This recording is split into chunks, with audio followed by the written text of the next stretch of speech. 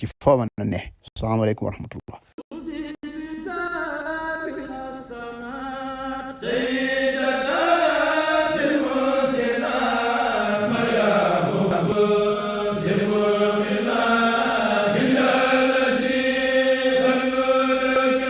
أعوذ بالله من الشيطان الرجيم بسم الله الرحمن الرحيم ربي اشرح لي صدري ويسر لي أمري واحلل عقدة من لساني يفقهوا قولي. Dear viewers, thank you once more for joining us here at Bichri TV, the TV at the service of Sheikh Hadith Al Rasul. Bichri TV, where we discuss Muslim content, current events, past historical events, but also political, economic, social.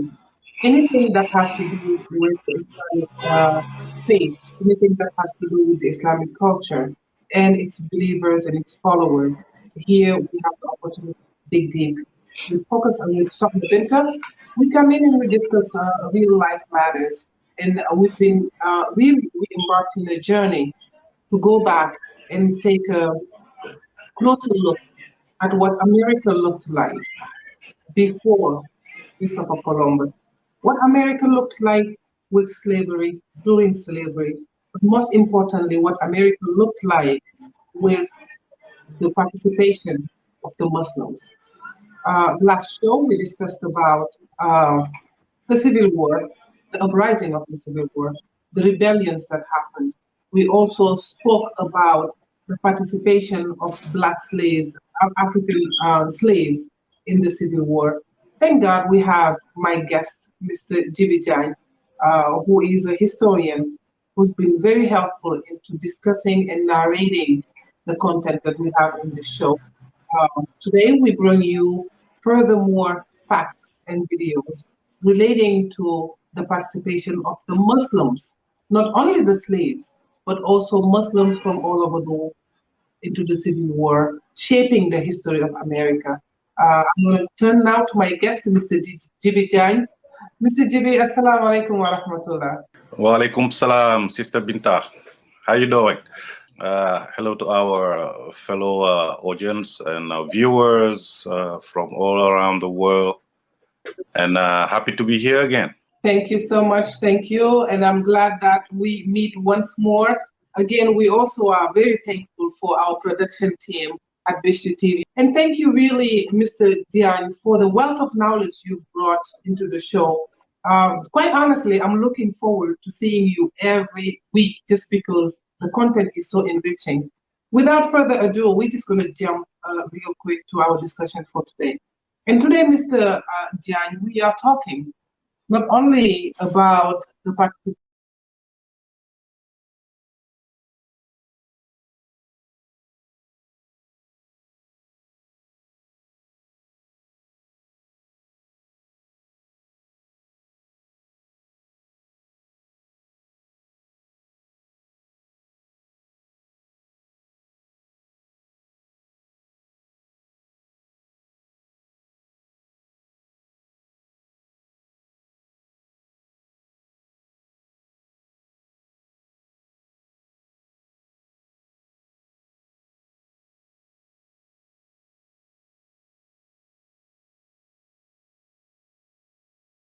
of the slaves into the Civil War, as we saw that it was something that divided the North and the South, and really, pinned American against American.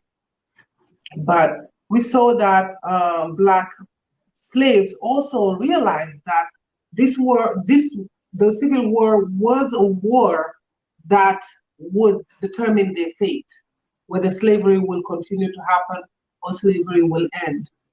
Now there are players that are key players into the Civil War, which is the Muslim slaves and the Muslim non-slaves that participated in the war. What can you tell me real quick about your, like a bird's eye view of your perspective on that topic? Thank you very much for that important introductory question.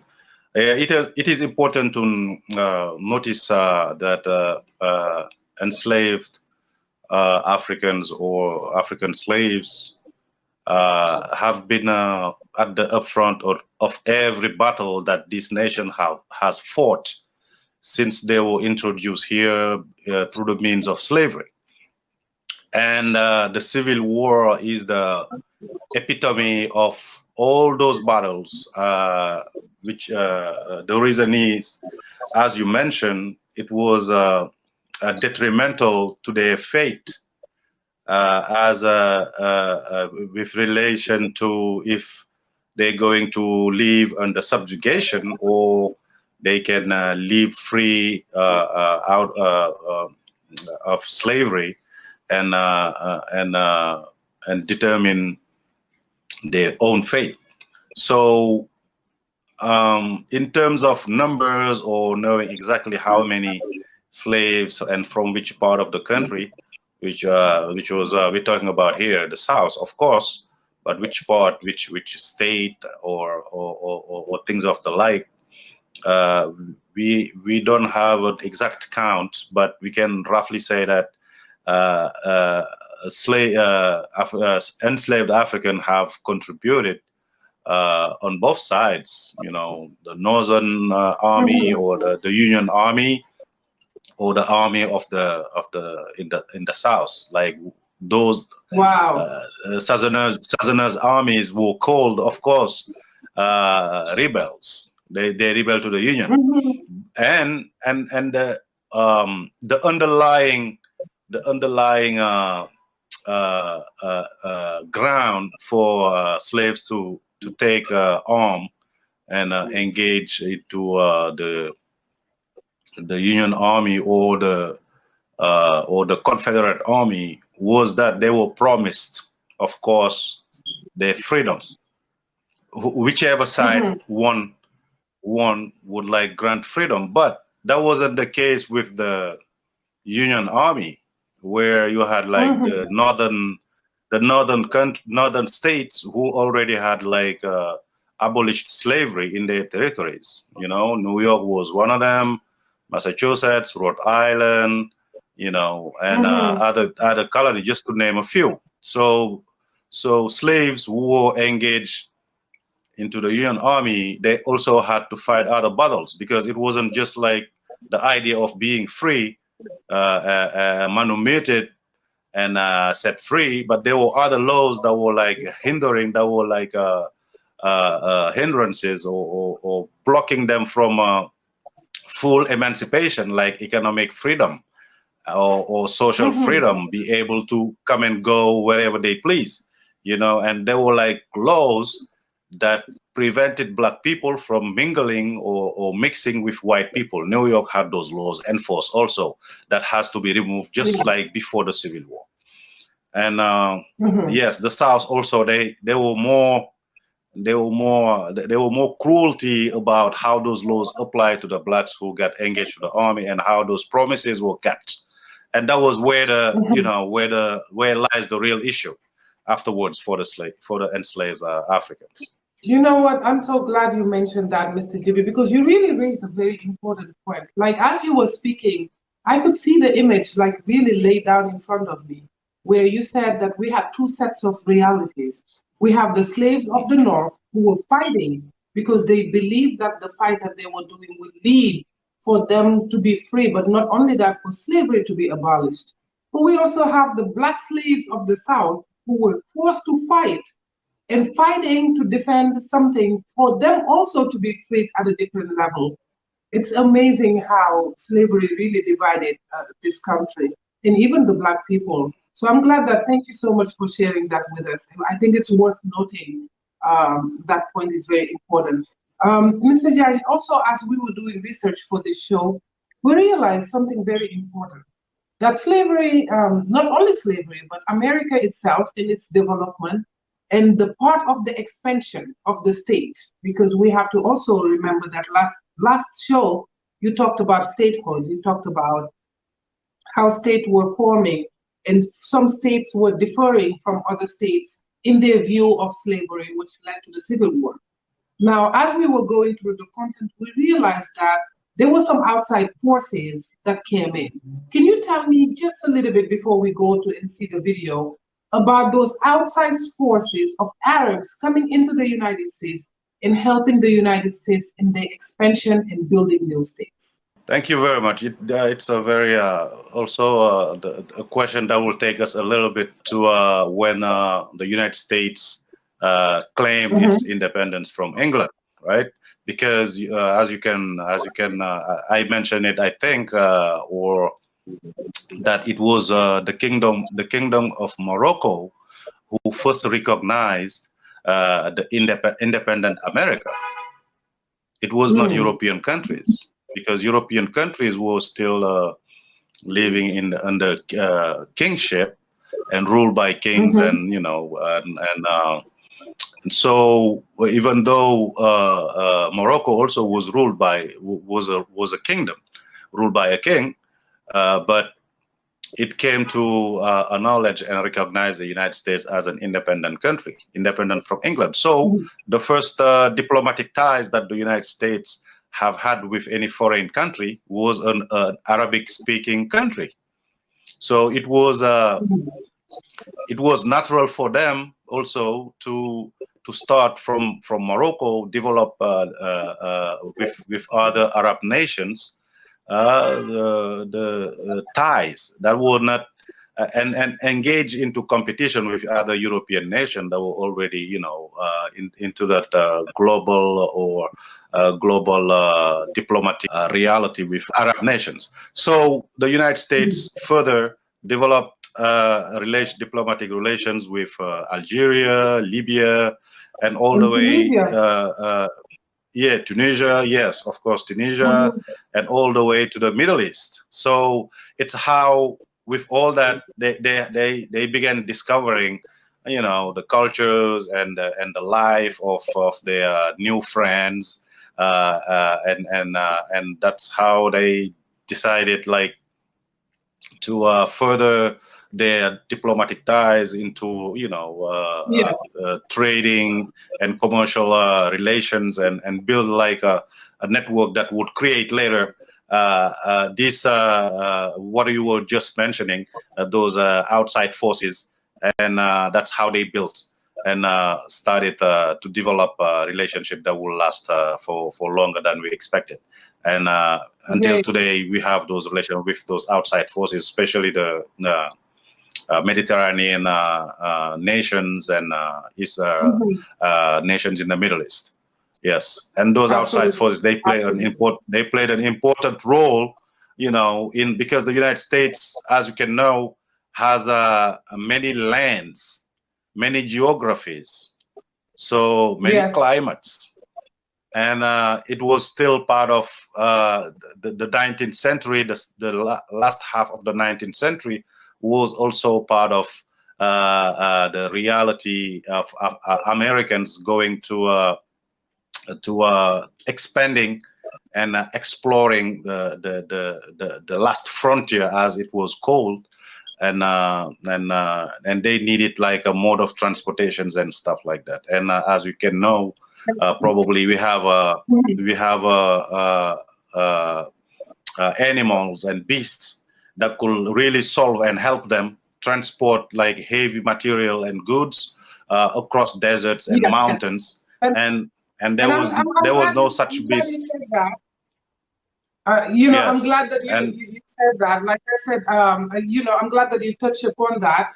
And it's part of one of the topics of discussion on our video. So before we can, give away too much of the goods, let's see what the video has to talk about, and then I'll be very happy for us to expand upon that, because you said something very important, which is, first of all, the climate that forced Americans to go and look at, outside sources, but also the trade routes and the diplomatic ties that they had with Arabs also could explain that. Let's see what our historians told us about, the relationship between Arabs and Americans at that time. The United States Army accidentally set feral camels loose on the Wild West in the 1800s. They literally became beasts of burden, menacing the countryside.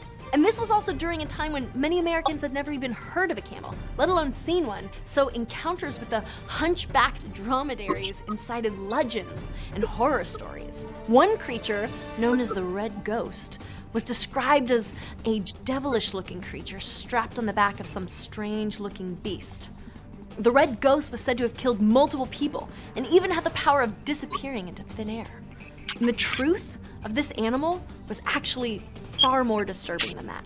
But let's begin at the beginning, with the United States Army's Camel Corps. The terrain and the climate of the Midwest, Pacific Crest deserts and mountain ranges, and Texas, just all of Texas. If you've been there, you know what I'm talking about. Were nearly insurmountable for settlers, and certainly not without cost. Remember the Oregon Trail?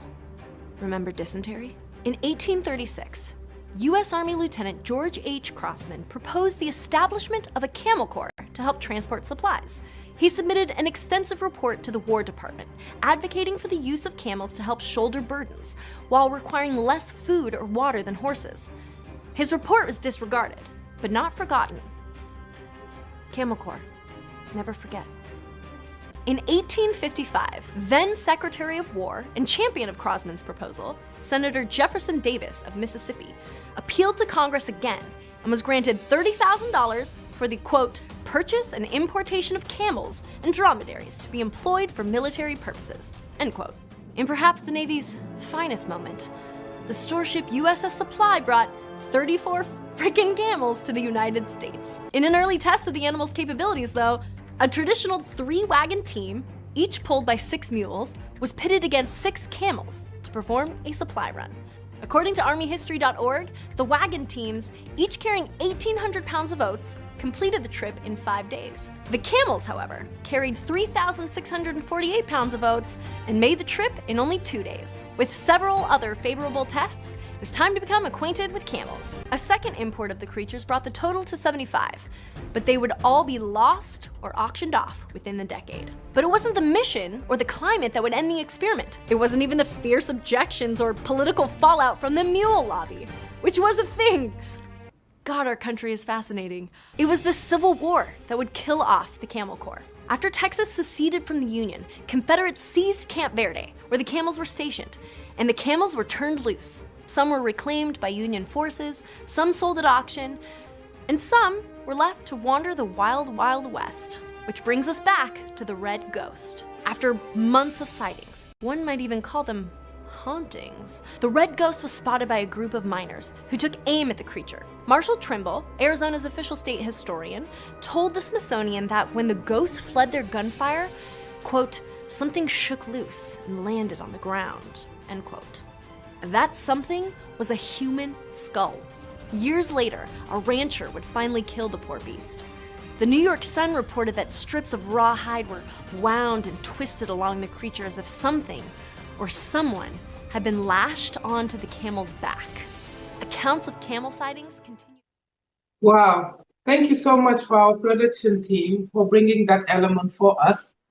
As we can see, this is not the more inclusive video we could find. Unfortunately, it's a hard reality check for all of us that the content we are having here at Bichri TV is so crucial, because when we go and do researches, we don't hear about the perspective of the Islamic participation in the history of America. And that's why it was very hard to really find some, factual information, more factual information about the Camel Corps.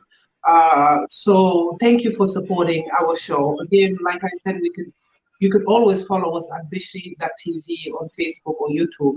But just to go back to the video that we just had, Mr. Gibi, the Camel Corps of the United States of at this time really is revealing, because to see that they believed so much about the lifestyle in an animal that is so well trained and so well known by the Arabs is very telling. What can you tell me about that choice that, Jefferson Davis made?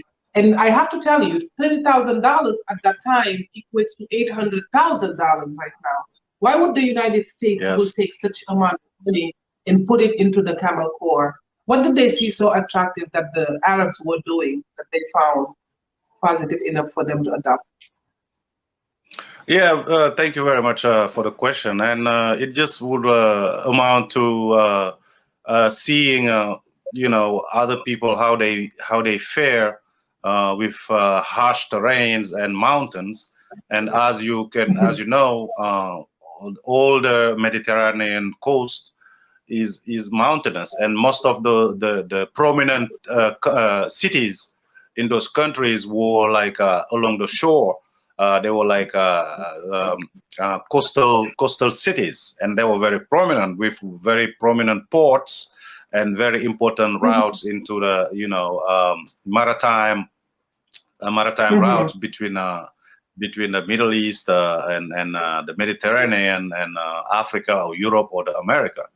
But the Americans, while they were like developing the diplomatic ties with and staying in Arab countries and seeing how dromedaries were helping them really carry like heavy loads across deserts, mountains. They were good at like escalating mountains without any trouble, or you don't even need to take care of them like the way you take care of other animals with regards to endurance and feeding them and giving them water and all that. They were more resistant. They had more abilities and resistance through harsh terrain and hot weather and hot temperatures and mountainous terrains. So the United States Army, seeing all those how resourceful that animal is, they decided they think this animal will be very helpful, because we have the same type of terrain that our army and even our our homesteaders, people who are going to colonize lands and inhabit them, they have problems carrying materials, goods, and all that. That's how they decided, of course, and especially the United States Army was very at the forefront of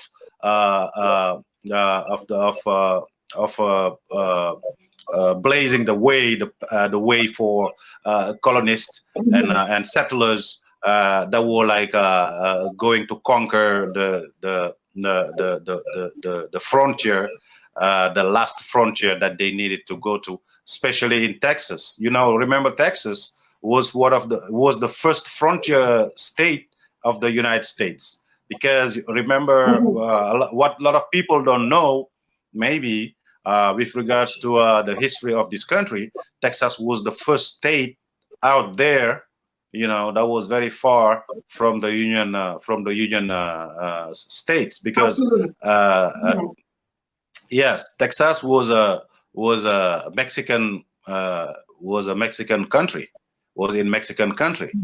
but it was so isolated that since Mexico couldn't control it, Americans, they finally, when they conquered or took that part of Mexico, which is Texas now, under the leadership of Austin, who was named after that Austin, Texas. They decided to settle it and guard it, and so they brought the U.S. Army there and built the garrisons and posts, army military posts there, and that was really from where they decided to explore further the frontier north, the eastern part of, and it was very difficult for mules, for horses, which were the only to access or to cross, mountainous regions and mountainous terrains, and while still they were seeing the camels in other countries face the same challenges and surmount them easily, they decided to import them, and that's in Texas that everything started with camels. And Tonto, here it's very important for us to make a full stop and really realize the heritage that Islam has put in here, because even in the 630 630 AC, we were able to see that the Prophet Muhammad and also the Muslims were well known with the caravans that they had. They were well known with the relationship they had with camels. And it's even in Islam, we see that famous report that we have saying that the camel, as it was entering Medina, had to lead the Prophet into the actual place where the masjid would do. So we can see even in the Islamic religion how important camels were. it's very telling now when we talk about the Civil War here in the United States, and we also talk about their relationship with the Arabs, that in order to bridge the countries, Americans taught of the camel. And what happened there is very telling as well, because they didn't know the animal, because the animal was a foreign animal. They had to turn to Arabs to help them accustom the camels into the United States. Hence, they had to bring new people. Let's go to our next video. And when we come back, I want you to tell me about that relationship. How did, when they brought the Arabs here, how did it change the shape of America? When we come back, hold that question on your mind, Mr. Jan, because as we come back, I want you to take us back into that era with a Muslim perspective. Just off I-10 in the town of Quartzsite stands a pyramid gravestone to a curious name still celebrated in these parts, Hi Jolly. Hi Jolly was actually Haji Ali, a Greek-Syrian immigrant who came to the United States in 1856. He worked for the Army as the caretaker of a herd of animals being used in an experiment aimed at establishing a new way to transport goods across the southwestern deserts, by camel. The Civil War ended the Army's fascination with the camels, and they were turned loose in the desert. Hi Jolly remained a faithful Army scout for some 30 years and died in Quartzsite in 1902. Wild camels were spotted in Arizona as late as 1935, and some believe they still roam the desert. A haunting and romantic legacy of Hi Jolly, whose monument still attracts thousands of visitors every year. Mr. Jan, how did you feel knowing about Haji Ali? Yeah, Haji Ali, we come to know him through that camel corps, which were later let loose in the desert. And he was an Army scout, and which he remained for many years afterwards. It signaled us that not only he was one of the trained soldier, foreign soldier who worked with the U.S. Army to handle, you know, the camel corps. So which was part of the heritage of the United States Army when they were like facing all those challenges posed by mountains when they were moving westward or in the southwest air deserts and especially Texas, Arizona, and Nevada area and into that area. But what we have to mostly, in my perspective, in my view, what we have to understand about all this bringing of a herd of camel from Muslim countries is the underlying diplomatic ties that has been fostered by Muslim countries and the United States prior even to you see on the international level, you see the United States develop such further its diplomatic ties, or even develop diplomatic ties with Western countries. It has had in its early beginnings as a free nation, it has developed relationship with Muslim nations, which is very telling. Why would the United States turn to Muslim nations during its yes, especially when the United States was trying to establish routes, a navy. The navy, you remember the navy, the United States established a navy in the late 18th century with Thomas Jefferson. Yes, it was during Thomas Jefferson's presidency that the United States established a navy under its name. So that navy, the Navy Corps, yes. Okay. And it has to navigate all the seas to go further the United States diplomatic relation, or what the United States was trying to build and to establish itself as a world leader. And you know what, Mr. Jan, with diplomatic ties, with diplomatic exchanges comes cultural exchanges. Yes. Mention that because, you know, as these exchange cultures, you know, things will seep through. And probably that is how come we have Muslims like Haji Ali coming here. But didn't you find it also interesting, the shift in the name? Haji Ali. Haji Ali. Yeah, as you know, many Americans, you know, they couldn't pronounce Muslim names. Those names were foreign to them. You know, they didn't know how to pronounce them. You will be very surprised that until today, many Americans, they can't pronounce like names that they're not familiar with. So Hajj Ali, Hajj is a title for Muslim who perform a pilgrimage to Mecca, and certainly he did prior to coming here. Even, you know, because in those countries like countries in the Middle East, you know, you'll see a whole family. You know, even when you're a child or a baby, you can, you know, accomplish or perform the pilgrimage to Mecca with your parents, which is not the case usually with us.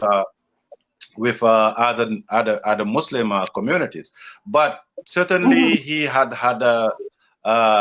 he accomplished a pilgrimage to Mecca, and so when he arrived with that Muslim name, and that Americans couldn't pronounce it because they were unfamiliar with such name, they just make it sound the way it's easier for them to say, Hi Jolly, and Hi Jolly. Mr. Jolly, so. You know, it's very telling. We always have the, you know, habit of saying what's in the name, right?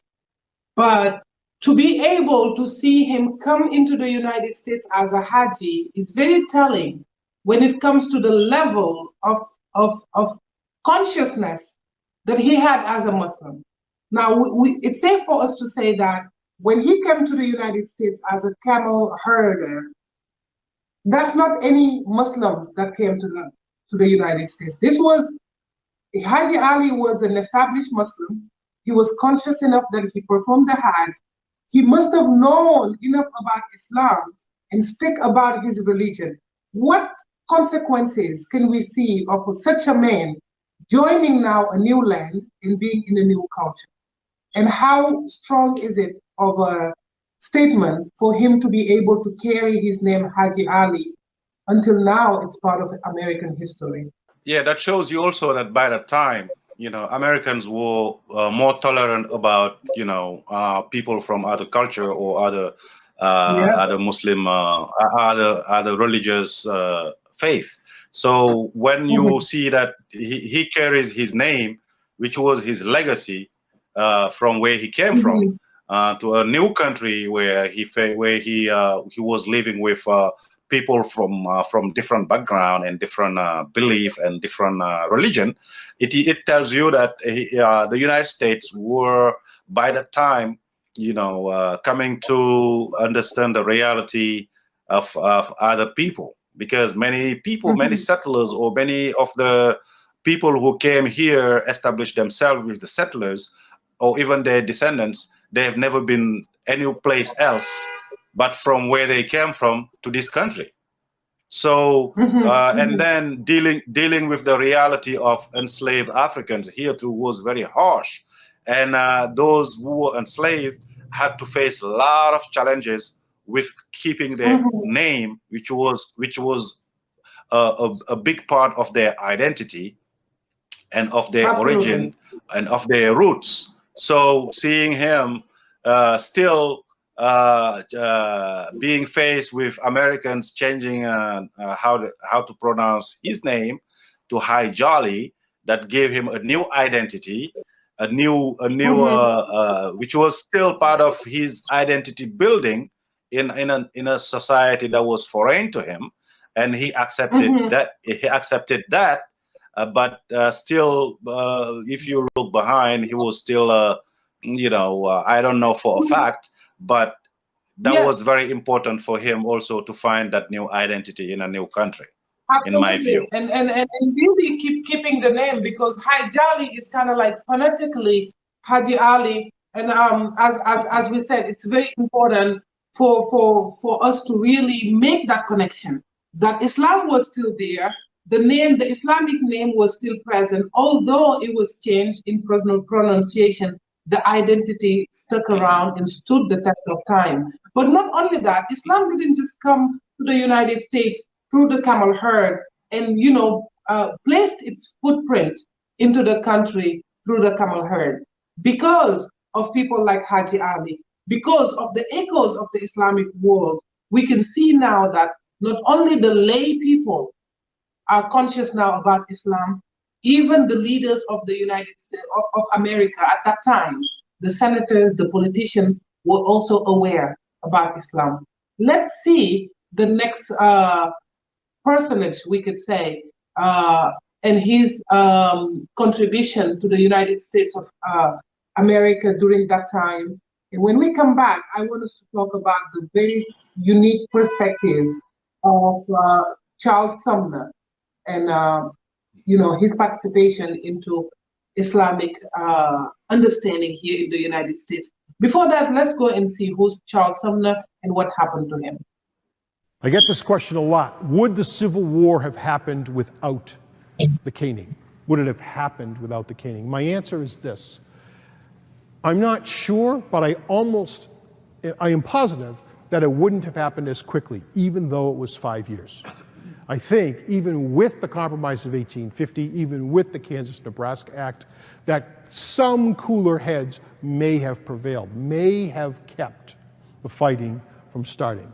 There are people who believe that slavery would have died its own death sometime in the mid-1880s, late 1880s, early 1890s, because of technology, the Industrial Revolution, synthetic fabric that made cotton no longer economically viable, et cetera, et cetera. Possibly, possibly. I could be convinced that that was the case. Now, would we have had a 13th, 14th, 15th Amendment without the Civil War? Probably not, or if not, probably not for many, many years. So that war in which 690,000 people died is so influential in American history, I think it either doesn't happen or it doesn't happen for a while without the caning. Yes, I wish I could get a different video. Hopefully our production team will find us the video that shares more information about Charles Sumner and the caning that happened, which is very important for American history. But there we could see a little bit of an introduction, a prelude to really what happened, the importance of the caning during the Civil War. Basically, Charles Sumner was one of the senators at the U.S. Senate who was a proponent of abolitions, the abolition of slavery. What happened at the caning was that Mr. Sumner was really fighting for abolitionism. However, at the time where everybody was divided over the idea of either owning slaves or letting everyone be free, Charles Sumner was detrimental into using the Quranic code, the Holy Quran, to make his case.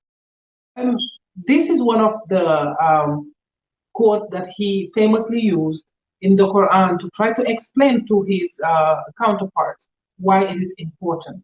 He quoted the Quran, Surah 24, verse 36, that read, "Do not force your slave girls into prostitution in order that you may enrich yourselves." Here, Charles Sumner was really trying to share with the public that, yes, we are here being enslaving people.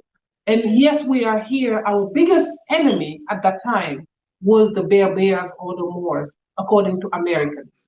However, even the Berbers and the Moors that we are accusing of using slavery, their slavery is different. Their slavery is more humane because they are not using the slave woman as prostitute. But Mr. Jan, just with this quote alone and knowing that Charles Sumner was alluding to the Quran, is very powerful for Islam to be brought into the Senate during the Civil War era. What can you tell me about him quoting the Quran to make his case to end slavery? Yes, thank you very much. You also should know that the Quran, this was not the first manifestation of how American settlers and intellectuals and academics and senators, politicians. This is not the first manifestation among one of them of the Quran. Like one of them using the Quran, you know, for further as a tool to persuade their peers about the institution of slavery is evil. It is evil, and it is inhumane, and all the negative, you know, consequences that it entails. But the Quran comes to always bring light to people who can, you know, doubt about the reality of human actions, because slave owners were holding on to their slaves that they don't want to set free, because they say they invested all their wealth into the slaves. So letting the slaves go would mean losing, or, you know, jettisoning all their wealth. That would be very detrimental to their, you know, existence. Then there was an existential crisis that was brewing among those who were, you know, refusing to let the slaves go. But the reality is, there were other people living in the same country, and you know, who were living the same reality, but who had like a different interpretation of that reality, which was human beings can't be held into slavery and treated the way they are being treated.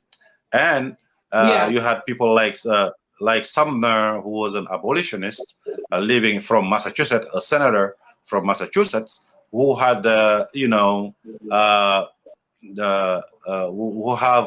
who hold the legacy of abolitionists before him, and philanthropists who have always, you know, had this, who have always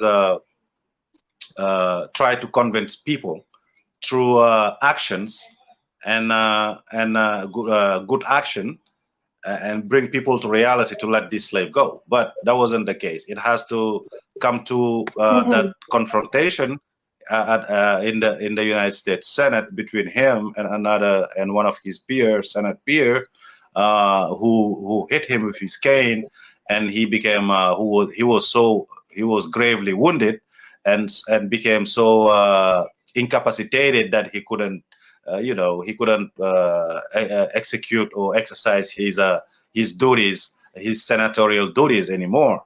And all that has escalated, like it was being shown into the video, to more radical views, and he gained more notoriety as in his call to abolish slavery.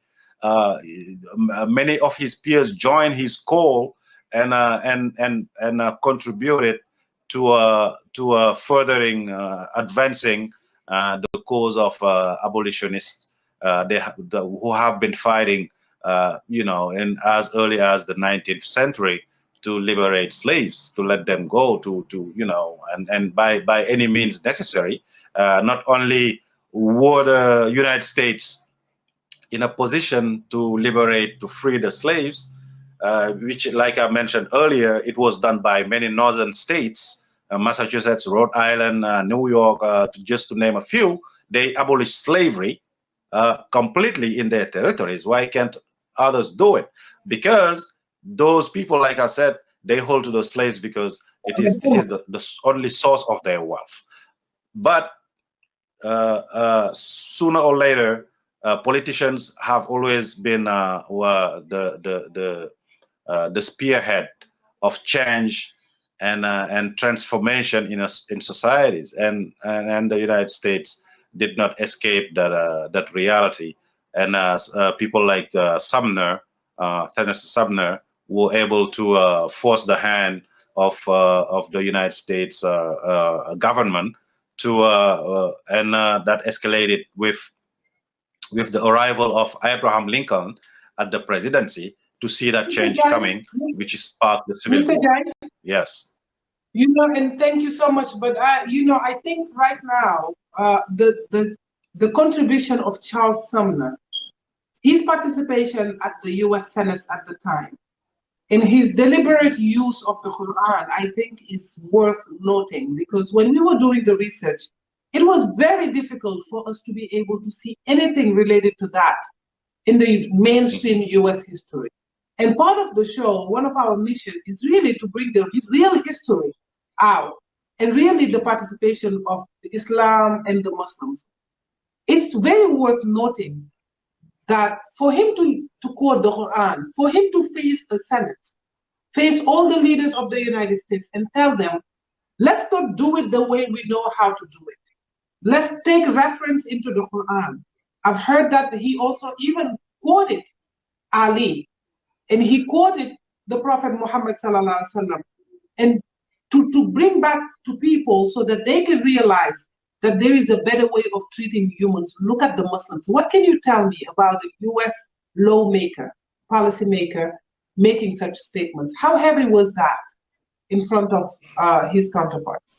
Yeah, in my view, that demonstrates that in this country, there were like people who were very well educated and who would like who had various sources in their various sources of knowledge and use of it that would that was quite different, you know, and apart from another set of people who don't have that acumen to go and you know, research and use other sources, or even to advance some political ideas or views or way of, you know, finding solutions or settling you know, political differences or divergences. But this is no surprise, because Charles Sumner, he's from Massachusetts. And as you know, if you look at his background, you know, he attended Harvard Law School and all that. He went through. His father was educated and a lawyer, all that. And he had the opportunity to have that good education and follow the footsteps of his father to attend Harvard Law School later and become a lawyer, and then an advocate in the Senate of anti-slavery. Because remember, by then, that was, we're talking about what, pre-Civil War. It was in the 1860s or in the 1860s that incident happened. But remember, prior to that, Massachusetts has prohibited slavery. They first liberated. They ended slavery in their territory, and later prohibited slavery into their territory, into the entire state of Massachusetts. There was no more slavery. So all the people who grew up and in the early 1900s, they were very conscious about the abomination that slavery was, and that should be gotten rid of from the society, so that we can live as, you know, as equal and as we can all be as human beings. You know, I found it very fascinating that in that moment where America was on trial, in that moment where, you know, the goodness in humankind was on trial in the United States, that one of their most prominent lawmakers turned to the Quran to find an answer. I think that was very fascinating. And not only that, I mean, if you go back, we can see how Thomas Jefferson as well had the Quran that he was using in order to write the Constitution and shape the, you know, the future of America. Alhamdulillah, you know, I'm glad that we are having this conversation today. And I'm glad that we are able to shed light and bring that for people to see that and ponder upon that. But Mr. John, I also see that. Can I mention something? Sure. Yeah, you just mentioned the Quran. That Quran that Thomas Jefferson had. It's at the Library of the Congress, and one of the Muslim senators, the first Muslim senator of the United States, from Minnesota, when he was he took an oath he asked if I can use the Quran of Thomas Jefferson. They told him, of course. They brought it to him. It's still there, which means that this country has been built by people from different faith and belief and cultures. So that's what I wanted to add to it. Yes. A beautiful addition. I'm so glad that you mentioned that, Mr. Jed. And also, not only from the Muslim point of view, but here we are told with being Muslim, being Black, being descendants of slaves, being, immigrants. There is so much in the melting pot of our identity. And as we see history and we see the participation of all that, those connections, it just empowers you. And I hope that people feel empowered after watching our videos. And another piece that is very important and very heart-touching is the participation of the Black slaves into the Civil War. Let's go with our production team, Mr. Majama, and he'll be able to share with us a snippet of history with the Civil War and the Blacks' participation in the war at the time. In March 1863, Frederick Douglass issued an emphatic call to African Americans. He wrote, "I urge you to fly to arms and smite with death the power that would bury the government and your liberty in the same hopeless grave." African Americans were anxious to join the fight. An act of Congress made it legal. It declared forever free the soldier that enlisted. So if you enlisted, you were forever free. Also, it said that your mother, your wife, and your children were forever free. Trading shackles for uniforms, the lash for the gun. At last, African Americans were able to fight for their own people. The opportunity to fight on the side of the Union for former slaves as well as for free Blacks was seen as a real opportunity to prove themselves as men. Line, move out. Douglas's own sons, Charles and Lewis, enlisted. General Butler mustered the very first African-American federal regiments into service, the 1st and the 2nd Louisiana Native. What Butler says about these soldiers is noteworthy. He said, "Better soldiers never shouldered a musket. They are intelligent, obedient, and they hold their position in high esteem." They really like being soldiers, is his point. As recruits rushed to join the Union Army, a new private named Gordon revealed an enduring indictment of slavery. Gordon escaped from a plantation in Mississippi and traveled more than a week to eventually find safety in a Union camp in Louisiana. He decided that he wanted to enlist in the Army, and he had a medical exam. And when he took off his shirt, the doctors saw the extraordinary beating that he had endured.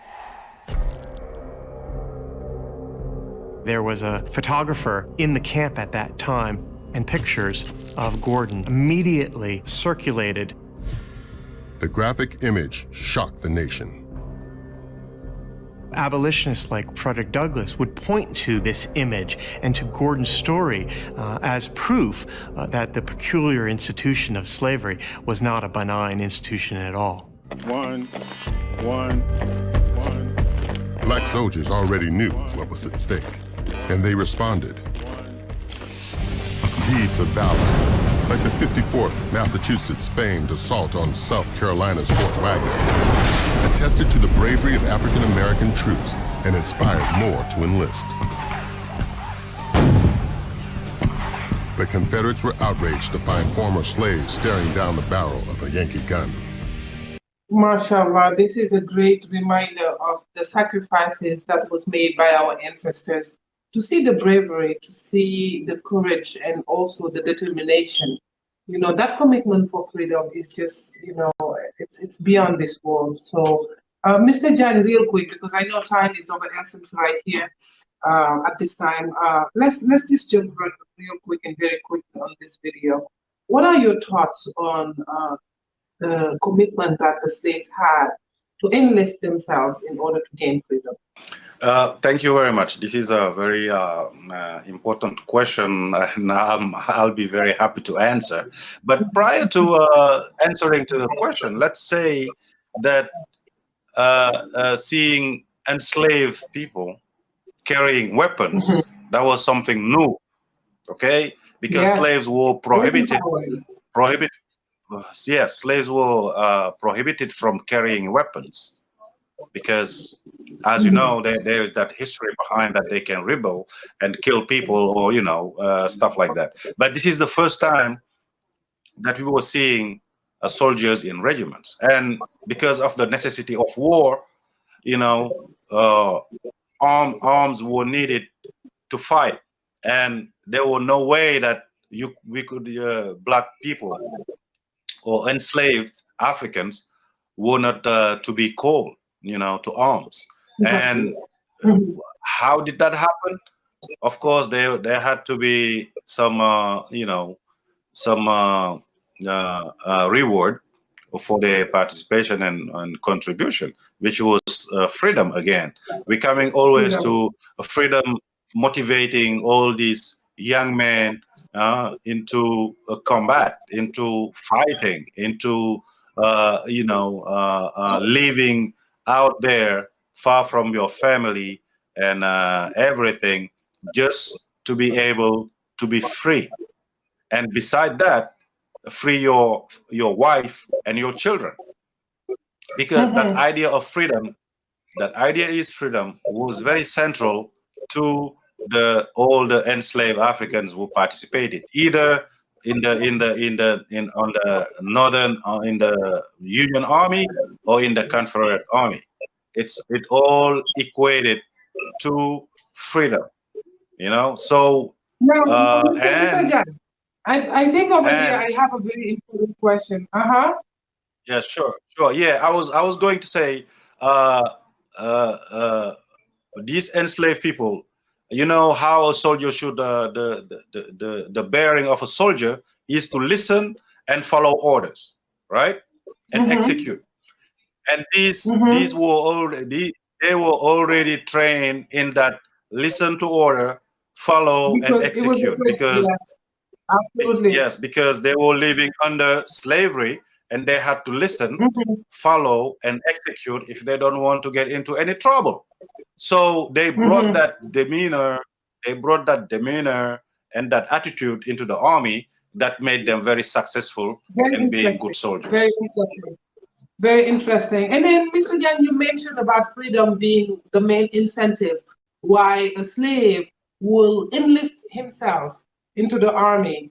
However, there are also reports that says also there were free men who also enlisted, free slaves who enlisted into slavery. Let's go and watch our final video. When we come back, I want you to explain more about why a free man would want to enlist themselves to be part of the Civil War Army. Our production team will bring us our last piece of the night, and we will close with that information telling us about the free men who enlisted themselves. One example, which is Nicholas Said. Let's go ahead and learn about his story. War was a man named Nicholas Said. And the thing that's special about him is that he has an autobiography that has been preserved. And also, one of the biggest misunderstandings about Nicholas Said is that he came to the U.S. as a slave. He actually came to the U.S. as a freed man. So although Nicholas Said lived much of his life as a slave, he was never actually a slave in the U.S. He was born Muhammad Ali bin Said in Sudan, and he first became a slave when he was captured by Abdul al-Qadir, and you may have heard of him. He was a big Arab slave owner, trader, a big Arab slave trader. When his village was attacked by Abdul Qadir. And Said was then sold to a man named Haji Dawood, and he accompanied Haji Dawood on a trip to Mecca to perform the Hajj. Dawood took him to Constantinople after they finished the Hajj, and he sold him to a Russian diplomat. The diplomat put him to work for a Russian prince, and that's where he met the Tsar. He was offered his freedom under the condition that he be baptized, and that's when his name was changed to Nicholas Said. Of course, Nicholas Said didn't have any choice or opportunity to practice Islam, but he did take the opportunity in his autobiography to criticize Christians for thinking that Muslims were infidels. After gaining his freedom, he was given money to return home, and there someone talked him into traveling to New Guinea. So if you don't know where New Guinea is, that's actually in the northern part of South America. And once he was in New Guinea, someone convinced him to travel to the United States. In the United States, he taught children in Detroit to speak French. Later, he traveled to South Carolina and Alabama. He did not write that much about his experiences in the Civil War, but he did say in his autobiography that he was not initially allowed to join the Civil War because of his race.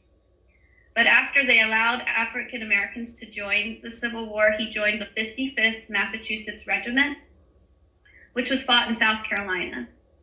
And these soldiers were used for what's called picket duty. Soldiers on picket duty generally went ahead of the other regiments, and they acted as scouts. They would dig trenches and prepare the battlegrounds before the battle. Nicholas Said was overall interested in restoring the image of his race.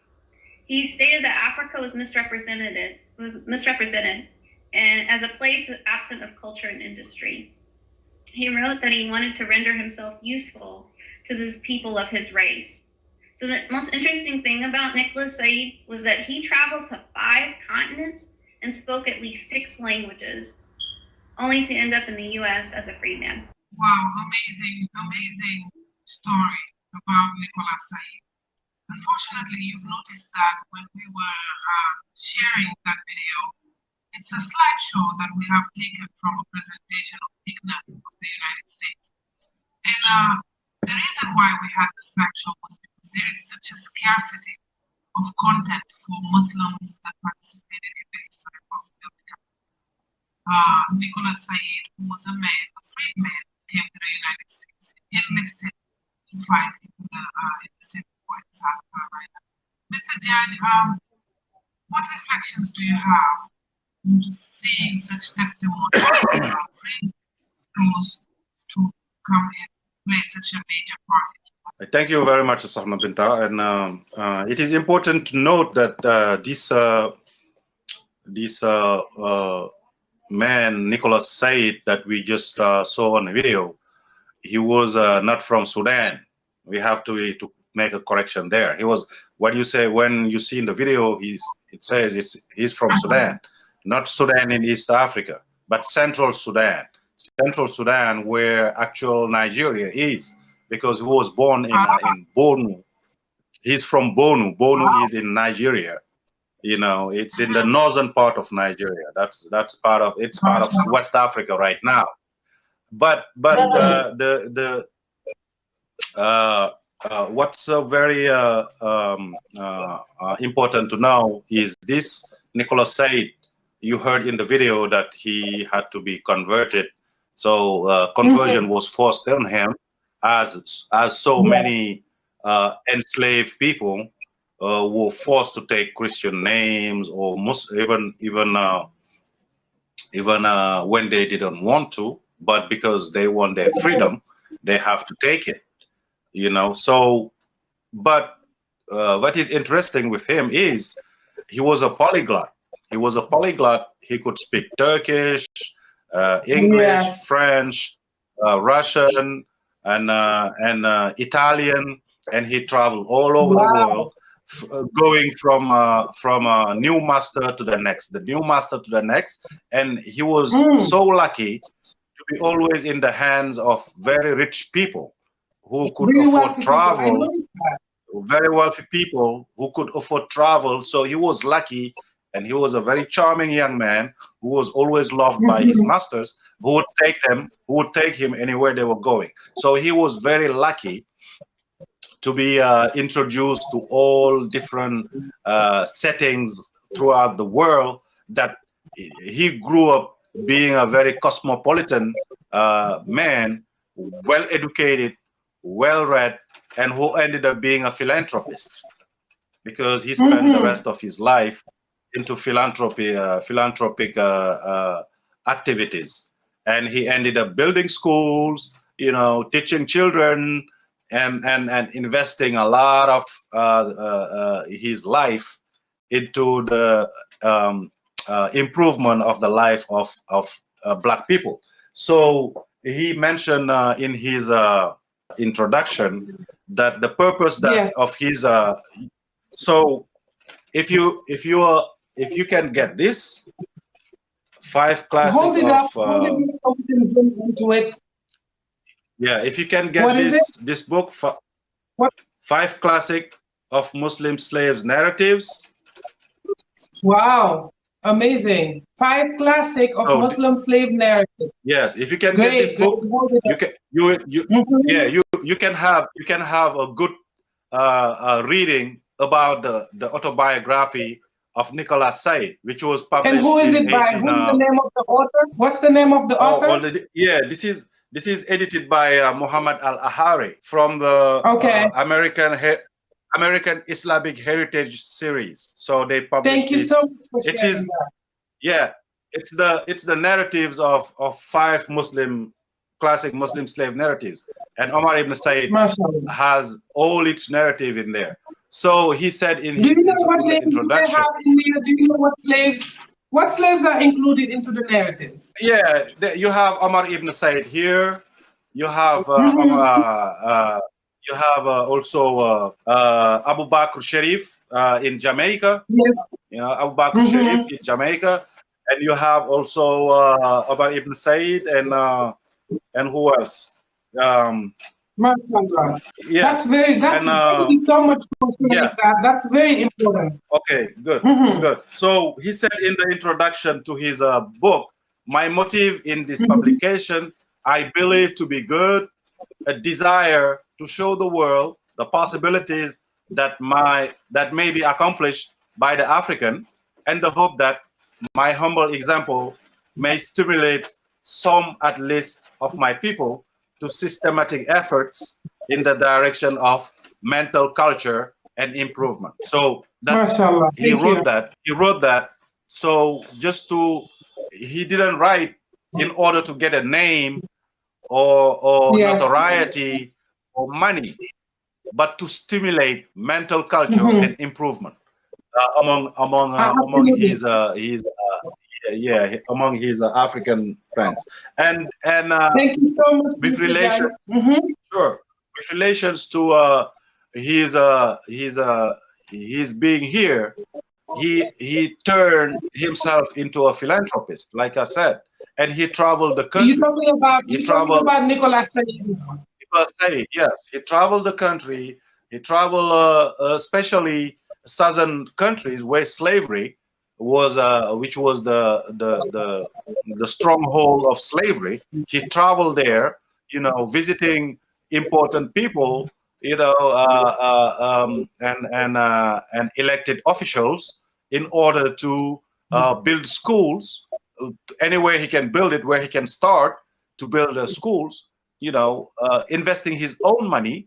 And going and talking and writing letters and talking to officials so that he can establish himself as a philanthropist who is ready to spend and invest and help Black people, Africans, former slaves, and enslaved Africans and freed slaves.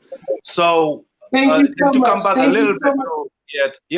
little bit to answer to a question where we were just talking about like freed enslaved who enslaved Africans who were freed. Yes, they engage into the civil war.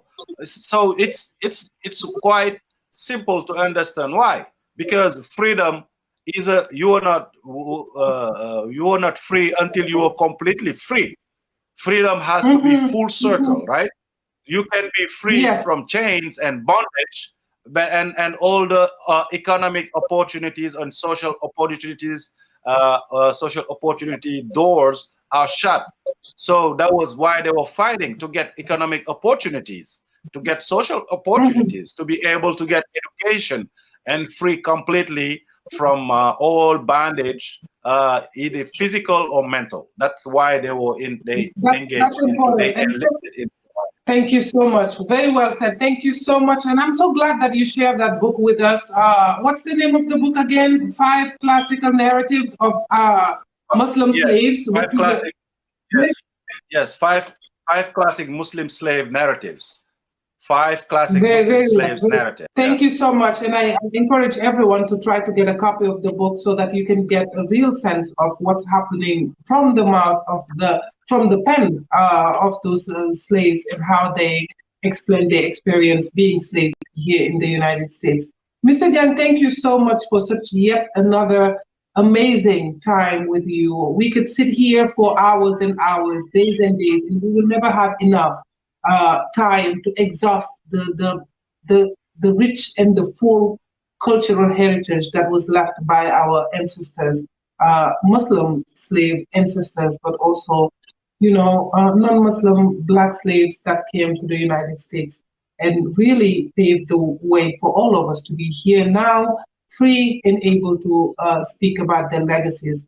As I said, the Focus with Sokhna Bineta will be airing every Saturday at 7 p.m. at Bichri TV, where you can follow us on Facebook, on your smart TV, your tablet, but most importantly, you can also download our application, Bichri TV, where not only will you have the opportunity to see shows like this, but many other shows that will open the world for you, a new world where you will see teachings of Sheikh Ahmadu Bamba, events, Muslim events happening all around the world. And very soon we will have more content in English for our English viewers. Thank you so much one more time for following us at Focus with Sokhna Bineta. Until next time, Assalamu alaikum wa rahmatullah.